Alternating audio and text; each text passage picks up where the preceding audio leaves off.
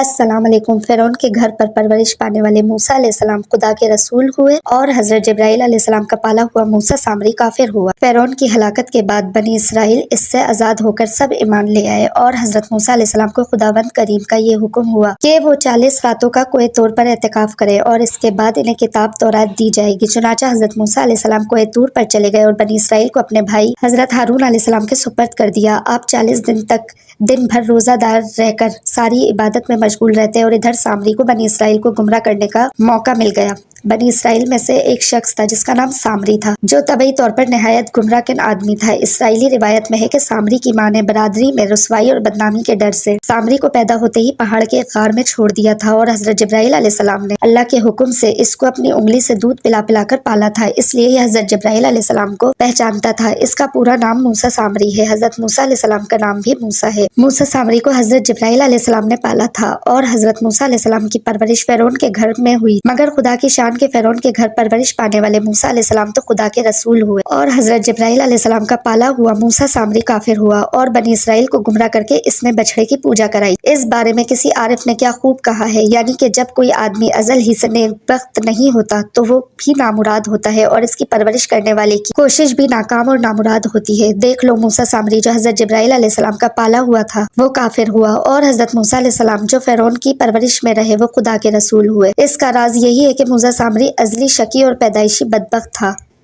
تو حضرت جبرائیل علیہ السلام کی تربیت اور پرورش نے اس کو کچھ بھی نفع نہ دیا اور وہ کافر کا کافر ہی رہ گیا۔ حضرت موسیٰ علیہ السلام چونکہ ازلی سعید اور نیک بخت تھے، اس لیے فرعون جیسے کافر کی پرورش سے بھی ان کو کوئی نقصان نہیں پہنچا۔ جن دنوں حضرت موسیٰ علیہ السلام کوہ طور پر تھے، سامری نے آپ کی غیر موجودگی کو غنیمت جانا اور یہ فتنہ برپا کر دیا کہ اس نے بنی اسرائیل کے سونے چاندی کے زیورات کو مانگ کر پگھلایا اور اس سے ایک بچڑا بنایا اور حضرت جبرائیل علیہ السلام کے گھوڑے کے قدموں کی خاک جو اس کے پاس محفوظ تھی، اس نے وہ خاک بچڑے کے منہ میں ڈال دی تو وہ بچڑا بولنے لگ گیا اور حضرت جبرائیل علیہ السلام کے گھوڑے کے قدموں کی خاک جو اس کے پاس محفوظ تھی، اس نے وہ خاک بچڑے کے منہ میں ڈال دی تو وہ بچڑا بولنے لگ گیا۔ پھر سامری مجمع عام میں یہ تقریر شروع کر دی کہ اے بنی اسرائیل، حضرت موسیٰ علیہ السلام خدا سے باتیں کرنے کے لیے کوہ طور پر تشریف لے گئے ہیں، لیکن خدا تو ہم لوگوں کے پاس آ گیا ہے، اور بچڑے کی طرف اشارہ کر کے بولا کہ نعوذ باللہ یہی خدا ہے۔ سامری نے ایسی گمراہ کن تقریر کی کہ بنی اسرائیل کو بچڑے کے خدا ہونے کا یقین آ گیا اور وہ بچڑے کو پوجنے لگے اور 12,000 آدمیوں کے سوا ساری قوم نے چاندی سونے کے بچڑے کو بولتا دیکھ کر اس کو خدا مان لیا اور اس سر بسجود ہو کر اس بچڑے کو پوجنے لگے۔ چنانچہ خداوند قدوس کا ارشاد ہے کہ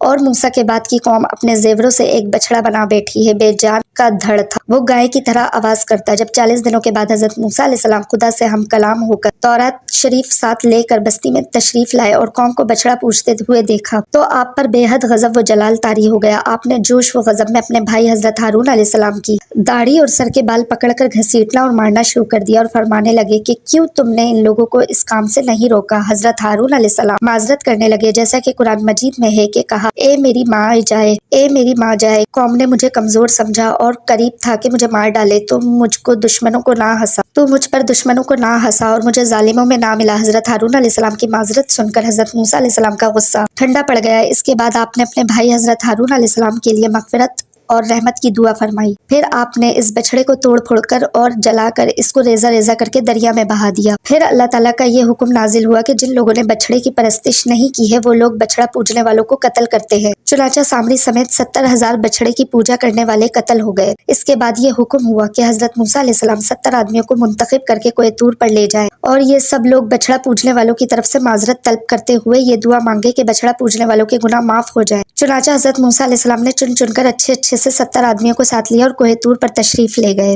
جب لوگ کوہ طور پر طلب معذرت و استغفار کرنے لگے تو اللہ تعالیٰ کی طرف سے آواز آئی کہ اے بنی اسرائیل، میں ہی ہوں، میرے سوا تمہارا کوئی معبود نہیں ہے، میں ہی تم لوگوں کو فرعون کے ظلم سے نجات دے کر تم لوگوں کو بچایا ہے، لہٰذا تم لوگ فقط میری ہی عبادت کرو اور میرے سوا کسی کو مت پوجو۔ اللہ تعالیٰ کا یہ کلام سن کر یہ 70 آدمی ایک زبان ہو کر کہنے لگے، اے موسیٰ، ہم ہرگز آپ کی بات نہیں مانیں گے جب تک ہم اللہ تعالیٰ کو اپنے سامنے نہ دیکھ لیں۔ یہ 70 آدمی اپنی ضد پر بالکل اڑ گئے کہ ہمیں آپ خدا کا دیدار کرائیے ورنہ ہم ہرگز نہیں مانیں گے۔ کہ خداوند عالم نے یہ فرمایا ہے۔ حضرت موسیٰ علیہ السلام نے ان لوگوں کو بہت سمجھایا، مگر یہ شریر و سرکش لوگ اپنے مطالبے پر اڑے رہے، یہاں تک کہ اللہ تعالیٰ نے اپنے غضب و جلال کا اظہار اس طرح فرمایا اور یہ 70 آدمی مر گئے۔ پھر حضرت موسیٰ علیہ السلام نے خداوند عالم سے کچھ گفتگو کی اور ان لوگوں کے لیے زندہ ہو جانے کی دعا مانگی، تو یہ لوگ پھر سے زندہ ہو گئے۔ اس پورے واقعے کا ذکر قرآن پاک میں بھی کیا گیا ہے۔ ارشاد باری تعالیٰ ہے، اے موسیٰ، تم نے اپنی قوم سے آگے چلے آنے میں جلدی کیوں؟ کہا وہ میرے پیچھے آ رہے ہیں، اور اے پروردگار، میں نے تیری طرف آنے کی جلدی اس لیے کی کہ تو خوش ہو۔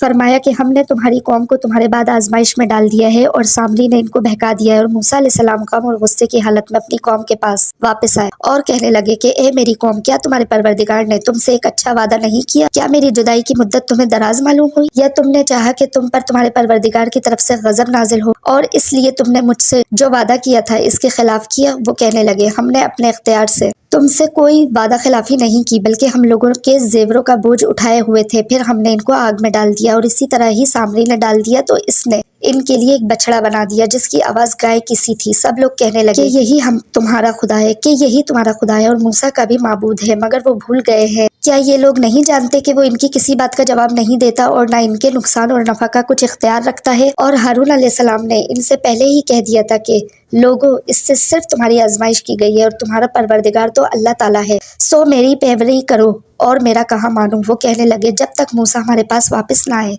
تو ہم اسی کی پوجا پر قائم رہیں گے۔ پھر موسیٰ علیہ السلام نے ہارون علیہ السلام سے کہا کہ ہارون، جب تم نے دیکھا کہ یہ گمراہ ہو رہے ہیں تو تم کو اس بات سے کس چیز نے روکا کہ تم میرے پیچھے نہ آئے؟ بھلا تم نے میرے حکم کے خلاف کیوں کیا؟ کہنے لگے کہ بھائی، میری داڑھی اور سر کو نہ پکڑیے، میں تو اس سے ڈرا کہ اب یہ نہ کہیں کہ تم نے بنی اسرائیل میں تفرقہ ڈال اور میری بات کو ملحوظ نہ رکھ۔ پھر سامری سے کہنے لگے کہ سامری، تیرا کیا معاملہ ہے؟ اس نے کہا، میں نے ایسی چیز دیکھی ہے جو اوروں نے نہ دیکھی، بس میں نے فرشتے کے نقش پائے سے مٹی کی ایک مٹھی بھری اور اس کو بچھڑے کے اکالب میں ڈال دیا، اور مجھے میرے جی نے اس کام کو اچھا ظاہر کیا۔ موسیٰ علیہ السلام نے کہا، جا، تجھ کو دنیا کی زندگی میں یہ سزا ہے کہ کہتا رہے کہ مجھے ہاتھ نہ لگانا، اور تیرے لیے ایک اور وعدہ ہے، یعنی عذاب کا، جو تجھ سے ٹل نہ سکے گا۔ اور جس معبود کی پوجا تو کرتا تھا، اس کو دیکھ، ہم اسے جلا دیں گے، پھر اس کی راکھ کو اڑا کر دریا میں پھینک دیں گے۔ تمہارا معبود اللہ ہی ہے، جس کے سوا کوئی معبود نہیں، اسی کا علم ہر چیز پر محیط ہے۔ دعا ہے کہ اللہ پاک ہم سب کو شرک سے بچائے اور ہم سب کا خاتمہ ایمان پر کرے، آمین۔